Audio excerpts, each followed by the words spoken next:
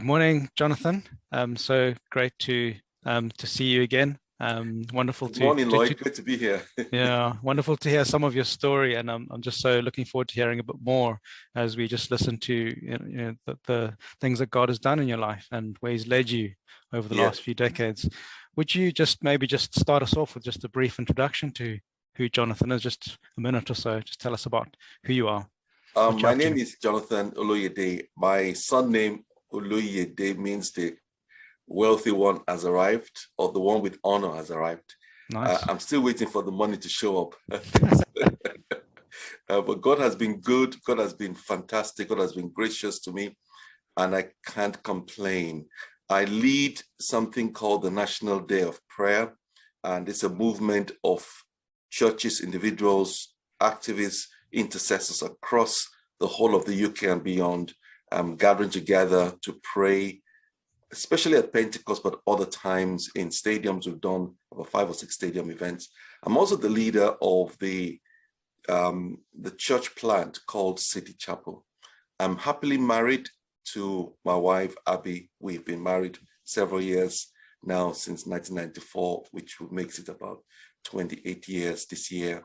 And I've got 2 kids, Sam and Anita, and I'm loving life. I love playing Scrabble whenever I can, and I'm irrational about Manchester United's fortunes. Oh, wonderful.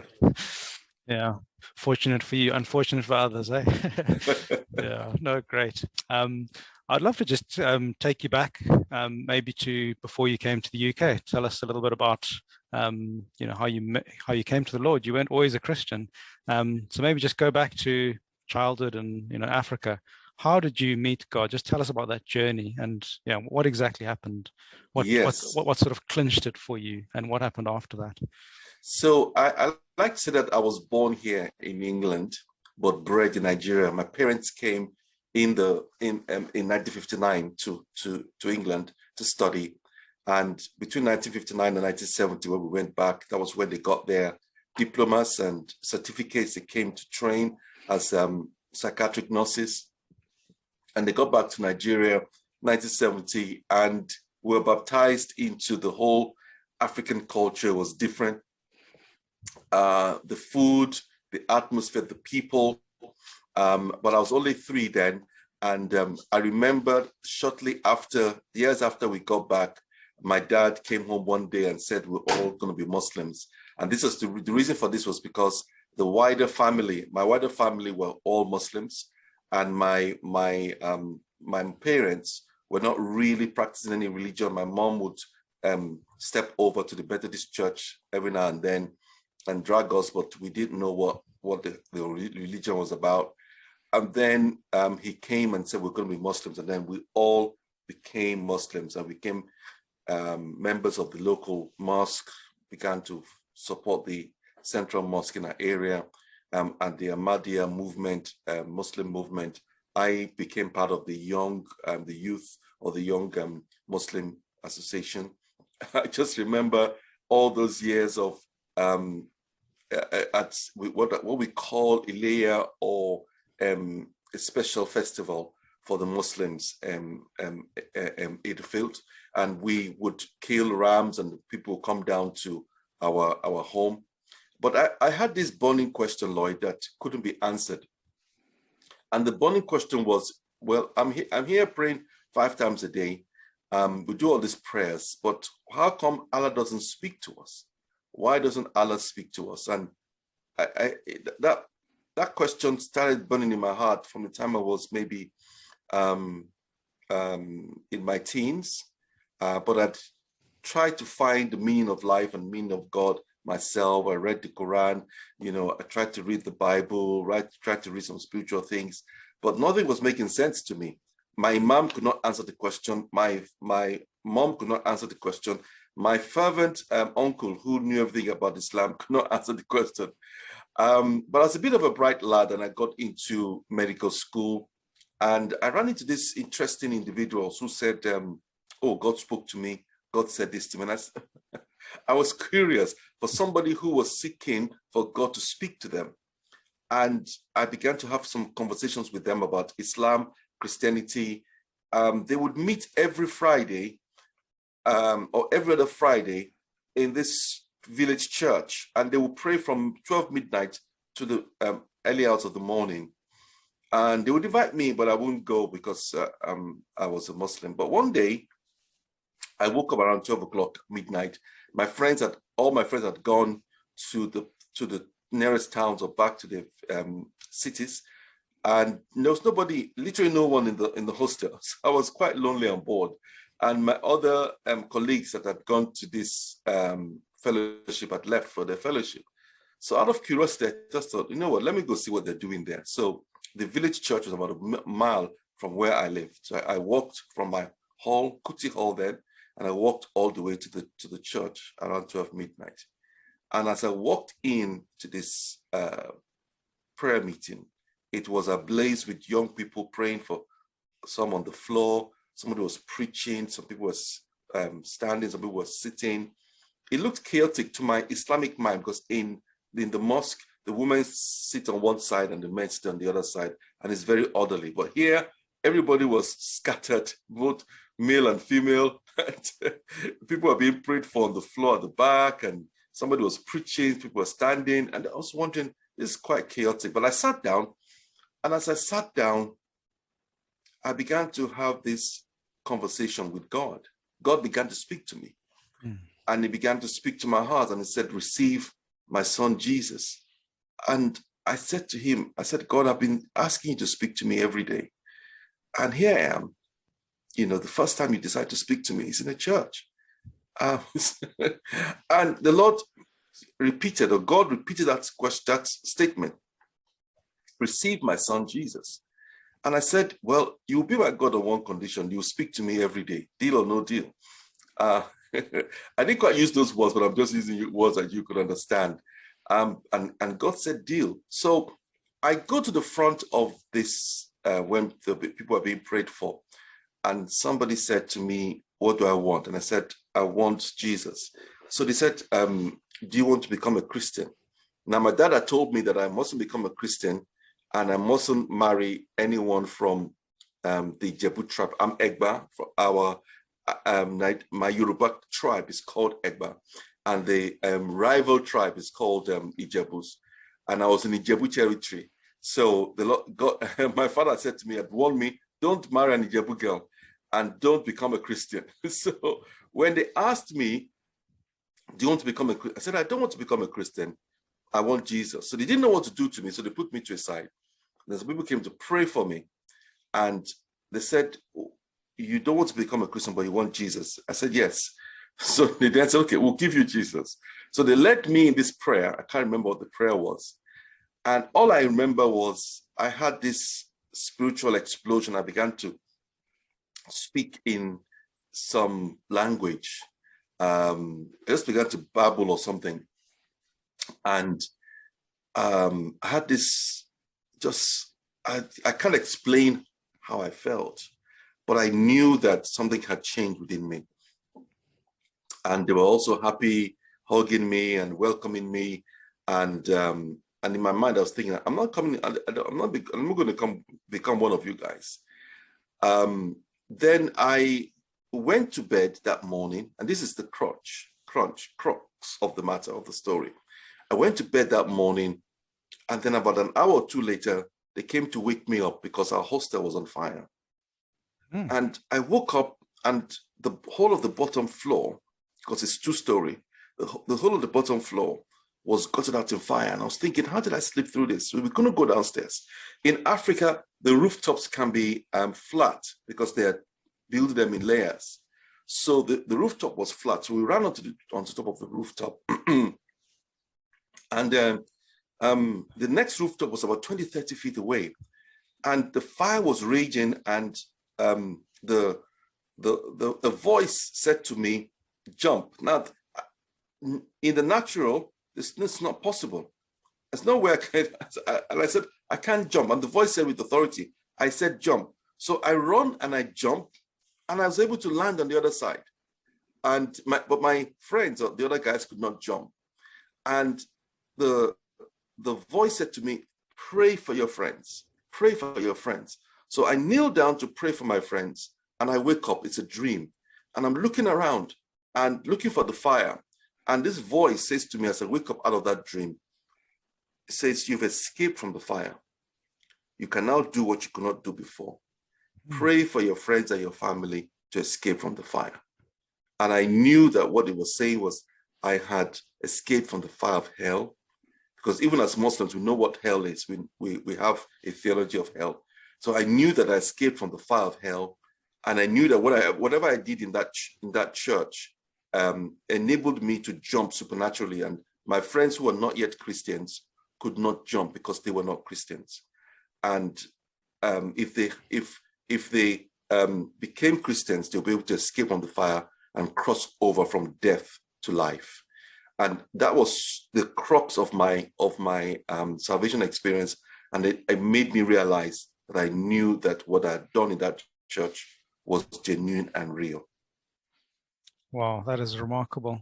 And then what happened with your family after that? So that's a very interesting question. I began to pray for my family. I began to pray for my parents, my brother, and my sister.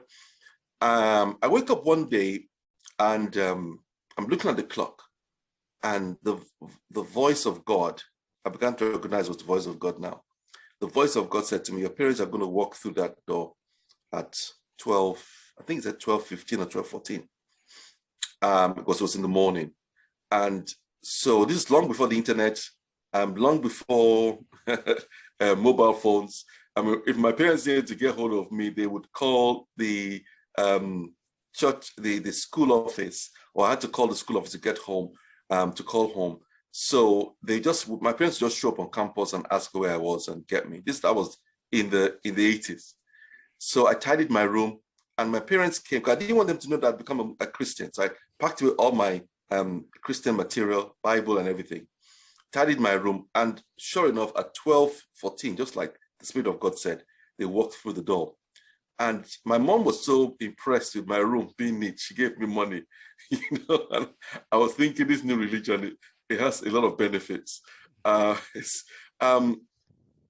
fast forward, what happened was my sister then became a Christian. Then my brother became a Christian. But before they became Christians, I remember going home one semester, and my parents wanted us to do something that I refused. And they said, why am I refusing to do this? And I said, because I've become a Christian. And they were so upset. My dad was irate, and he called a family meeting, and my mom came to beg me. My uncle came to talk to me. My uncle was mad at me because my dad felt it was dishonoring for me to have chosen a different religion within the first year of my medical school, and was like, so because I sent you to medical school, now you're going to dishonor me, and what I've asked, I'm the one paying for your tuition, and this is how you're going to repay me. And he gave me an ultimatum that if I didn't change my mind, he was going to disown me, and I would have to sort myself out. I was a bit of a compliant child. I always did what my father wanted, but on this occasion, I stood my ground. It was so. My mom had traveled to Dubai on a trading trip. And so while she was away, he told me to leave home. So I had to leave home and go and stay with my friends. I went to find my new Christian friends. I went to live somewhere near the adjacent town to where I was. What happened was that some of my uncles, my dad's friends who had come to England together, they were not Muslims. They were nominal Christians. They were so upset with my dad because they asked after me and discovered that he had thrown me out of the house and disowned me. And they said, Alaji, that's what they call my dad. They said, Alaji, they said, our sons are misbehaving. One of them has got a girl pregnant. And you are going to disown your son, who's become a brilliant son, who's going to become a doctor because he wants to become a monk.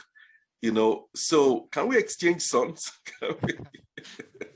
I will give you my son, I'll take yours, because I always want a medical doctor as a son. And being a medical doctor in Nigeria is a big deal. It's a big issue in Africa. And so I think about 6 or 8 months later, my dad came to get me, and we settled our differences on a truce that I would never preach at home, and that I would never preach to anybody at home, but I could come home. And that was how they accepted me being a Christian. So I continued to pray for them. My sister became a Christian, my brother became a Christian, and on Mother's Day 2003, that was about 17 or 15, 16 years later, after my conversion, my mom walks down the aisle to become a Christian in my church on the day I'm preaching. Oh, and wonderful. I could not believe it. That's a different story, but it was amazing. And yeah, on the day my mom became a Christian, I knew then that there was nothing impossible that God could not do, because she was not just a Muslim, she was a fervent one, and she was helping to build the Central Mosque. Herself and my dad had gone to Mecca. They had been turbaned. In Islam. If you're turbaned, it's almost like you've become a deacon. You become a special person within the mosque. It's like somebody becoming a deacon or a lay minister within the church. So it was a big deal for me, for her to walk down the aisle. She told me later that as she sat down there, God was telling her, "You are in darkness, your son is in the light. See, your son is in light, you're in darkness." And she was struggling with it, and then she had to submit to the altar call. And that's how my mom became a Christian, baptized in the Holy Spirit, spoke in tongues, and her conversion. Later, my dad got saved. She got my dad saved because he was ill. She was caring for him. And then a year later, my dad passed on. And so he was the first to see Jesus, even though he was the last of us to become a Christian. Wow, that is remarkable. That's wonderful. And just briefly, how are your dealings with, I guess, your Muslim friends, I guess, people you went to school with? Yes. How do you deal with them, maybe, or how did you deal with them, or how do you deal with them now? How's it like?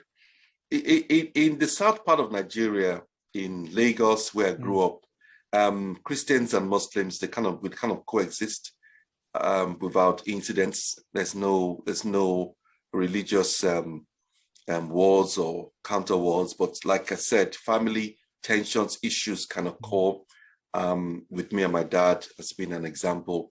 But it's normal for Muslims to marry Christians or nominal Christians, and Christians to marry into a Muslim family in Nigeria. A number of my other cousins have become Christians, and the others are still Muslim. So we keep up. We pray for them, pray for some of them to become Christians. Lovely people I love. I'm praying for them to come to saving knowledge of Jesus Christ. Yeah, it's been amazing how God has kind of transformed my own nuclear family as a result of our salvation experience. My mom came and my dad came over to England to stay, and my mom is alive now and she lives in England, and my brother and my sister are here as well with their families. Beautiful. That's a wonderful story. I'd like to just hear more as well about medical school. So you're actually a doctor. Tell us a little bit about that, and maybe what happened. How long were you a doctor, and then suddenly maybe, I don't know, did God call you away from that into ministry? What happened there? Yes. So medical school for me was Bible school. It was like, I was doing my preclinicals and then my clinicals, but I was very much engaged with the fellowship. It was called OVCF. I remember them inviting me to become one of the evangelistic secretary or the Bible study secretary. I still remember I had all kinds of titles going through the ranks. There was a year when I kind of, backslid a bit and wasn't really engaged with God as I wanted because of the persecution of my family at the time. But then after my dad, came around, I just jumped in fully into the fellowship, and I later became his president. I remember praying to God because I was doing a lot. I was the captain of my class. I was captain of my class from the year one to the end.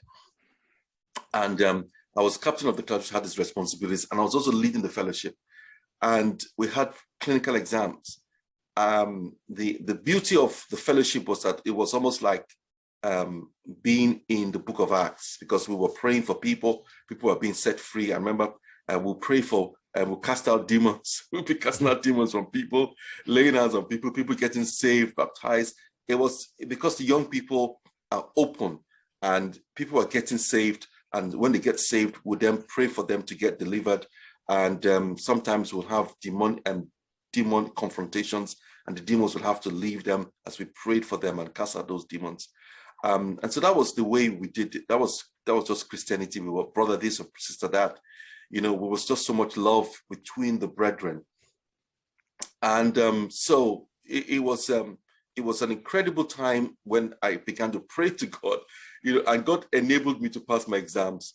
And as I finished my exams, I kind of knew that I wanted to become a missionary. I wanted to become a missionary to the northern part of Nigeria. So I began to plan. So I applied to a university hospital where I could do my housemanship in the mid-north of Nigeria. But while I was doing that, I just had this thing that I should come and see my sister in England. I was in there for years. So I pulled some money together, borrowed some money, and came over to England. Before I left, my mom looked at me and said, "Are you coming back?" And I said, "Yeah, I'm coming." Definitely. Why would I not come back, Mom? I've got my whole medical year in front of me. You know, I want to get into Vorm Hospital because it was a renowned missionary hospital. But I came to England, which I thought was the Mecca of Christianity. And when I got here, I was shocked at the way people were living, at the fact that people were not going to church.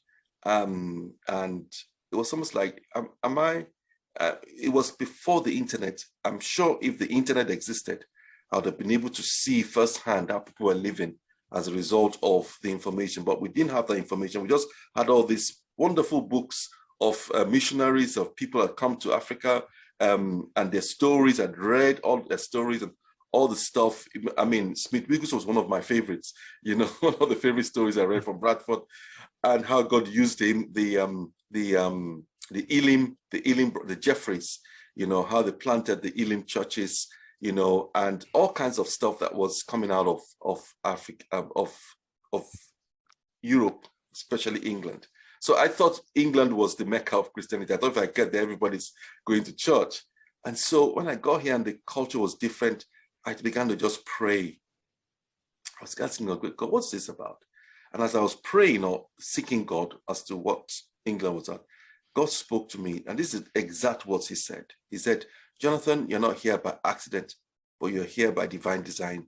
You are here as part of my recruitment to this part of the world in preparation for the coming of my son, Jesus. So drop your agenda and pick up my program." And that was God's call upon my life. And I knew that God wanted me to stay. God wanted me to be here. And so I decided to stay in England, to stay back.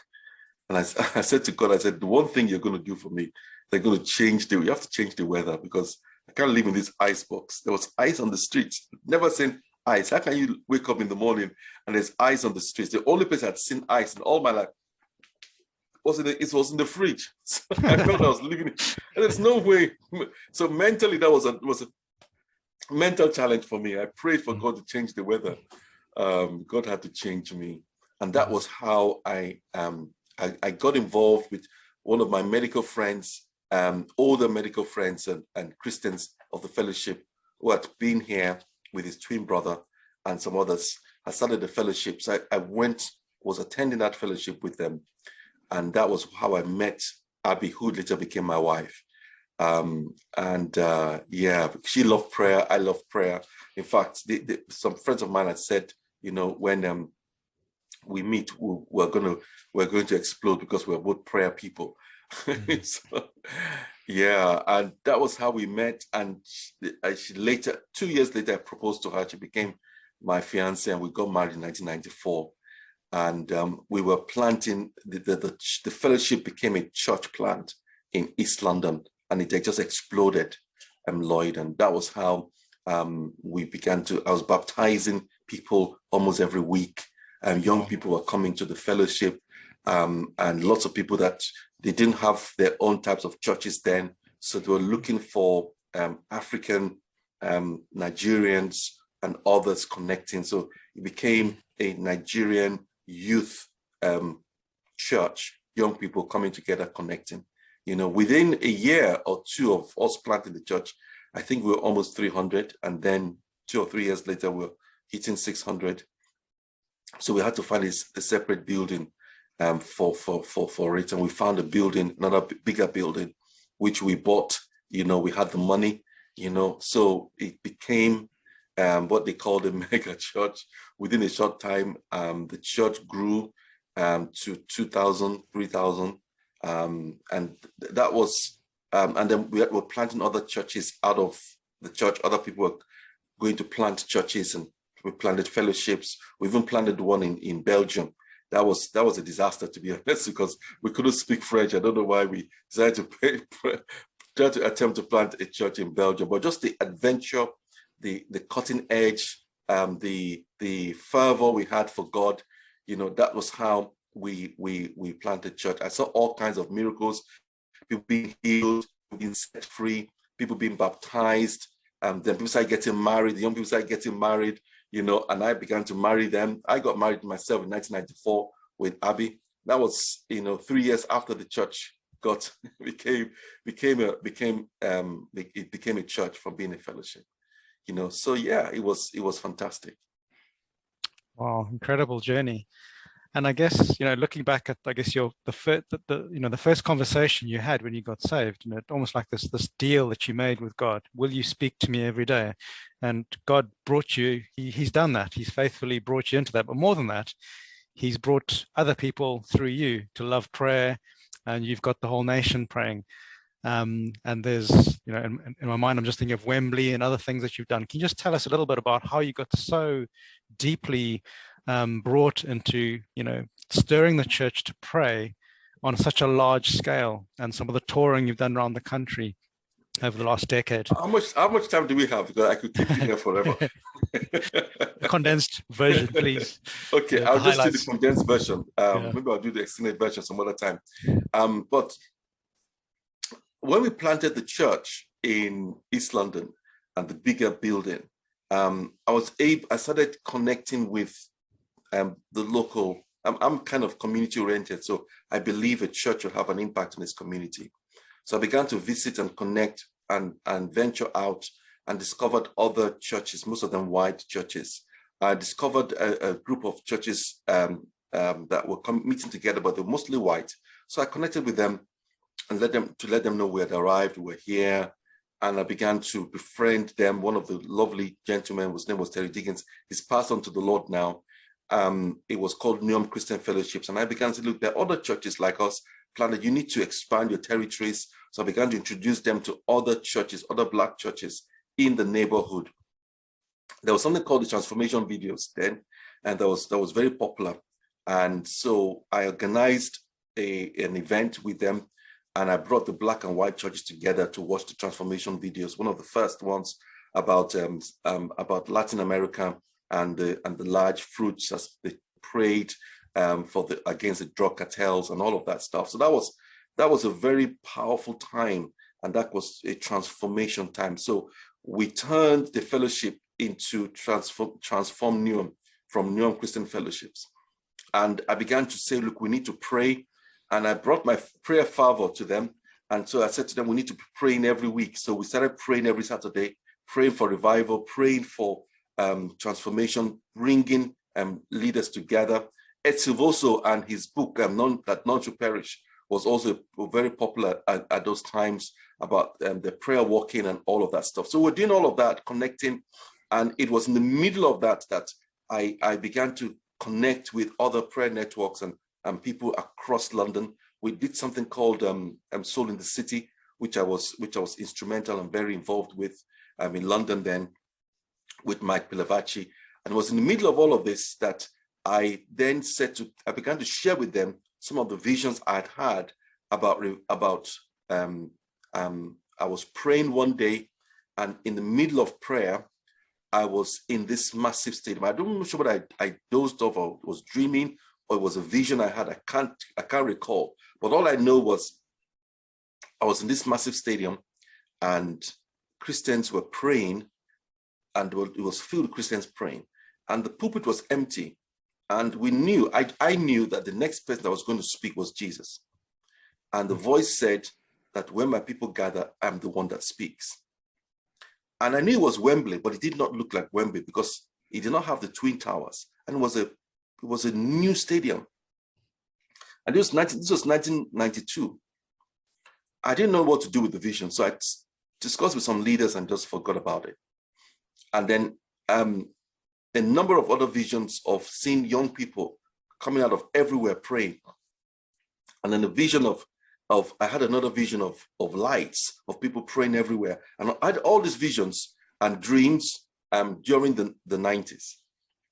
So I would share some of this stuff with these guys. And one day I felt the Lord say I should call Nicky Gumbel, because I'd connected with Nicky, connected with a lot of leaders. Coincident, God had just gathered my footsteps. You know, Gerald Coates, Linda Bowring, Joel Edwards, the EA, you know, the Elim churches, the leaders of the Elim churches. So Colin Dye, all of these guys. So I just called Nicky Gumbel and said, Nicky, could you organize a meeting and call leaders? And I'm going to call the leaders I know. I just want to share the vision. And so in this was 2006 now.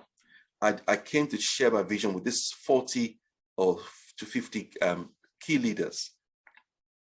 My agenda was for the EA and for the for Alpha, that is HTB, to come together because they had the resources to gather people together for us to pray in stadiums and pray. And they said, Jonathan, we don't do stadiums. You know, thank you for sharing this vision. And somebody was asking me, do you know somebody called Jean Danielle? I said, no. I said, well, she shared a vision very similar to yours. And I said, well, these are the visions God's given me. And one gentleman, Frost, used to lead the Jesus People, I think, Jesus People. Oh my God. It was a specific festival that they used to do at the time. He and a number of others came around me and said, Jonathan, let's see how this vision can unfold. And so we did the first Global Day of Prayer meeting in Westminster Chapel. And we had about 1,200 people gather. And this was South Koreans, Asians, Africans, Caribbeans, white people, all came together because the vision of the Global Day of Prayer is all nations coming to pray. It came out of South Africa by a gentleman called Powers. And so we began to just facilitate that vision and do something similar in London. Just before we finished that meeting, I said to them that we're going to go to West Ham Stadium. And they said, you know, we don't do stadiums. The guy that did stadiums last time was Billy Graham. We don't do stadiums. You know, so I went to pray and ask God. I said, God, these guys don't want to do a stadium. They said the next building we need to have is 5,000. It's a meeting of 5,000 people. So I prayed and asked God for what to do. And God said, take a stand. And so we went to count a stand of the old West Ham Stadium. And it was 4,900 and something. And so we went back to those guys and I said to them, you know, let's take a stand. And so they were happy because a stand sits just about 5,000. That was what they had in mind, that we should go for a building that sits 5,000. They got their numbers. I got my stadium. So we spoke to West Ham Stadium and they agreed to host the next Global Day of Prayer in 2007.